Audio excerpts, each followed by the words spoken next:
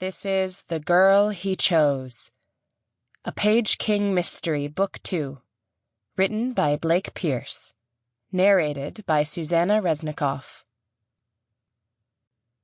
Chapter 1. Marta was fixing a faucet when she heard the noise. She liked to think of herself as a personal assistant. That is what it said on her contract, and it was probably how Mrs. Estrom would have described her if she'd had cause to do so in company.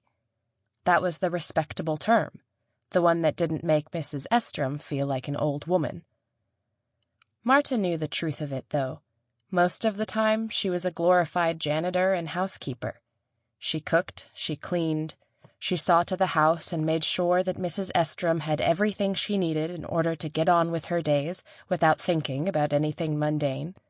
The formidable matriarch of the extended Estrom family had far better things to do with her time, spending it on everything from seeing important political figures to organizing elegant soirees. Right now, she was asleep. Mrs. Estrom liked to go to bed at precisely 10:30 and to be woken at 7. Marta found that arrangement usually gave her at least an hour or so to herself, although in this case she was using part of that hour to try to effect repairs to a dripping faucet in the kitchen. Mrs. Estrom could afford to get a plumber in to replace it 1,000 times over, but Marta had quickly found that for small things, her employer really didn't see the point of bringing in specialists. Probably because Mrs. Estrom wasn't the one having to do the work.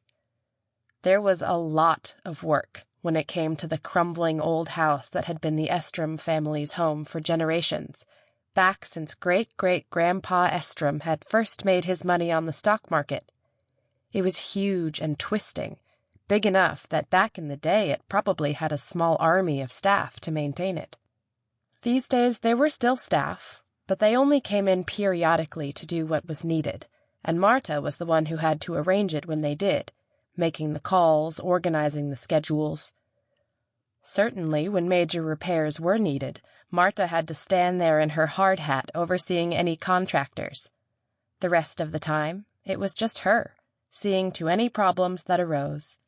When she'd taken the job, she'd assumed that she would need to know about schedule management and talking to important people, basic first aid in case Mrs. Estrom's medical conditions got out of hand, and the ability to coordinate with her various business interests, not about the inner workings of butterfly valves or minor electrical repairs, which all sounded as if Marta was complaining, but honestly she found that she loved her job.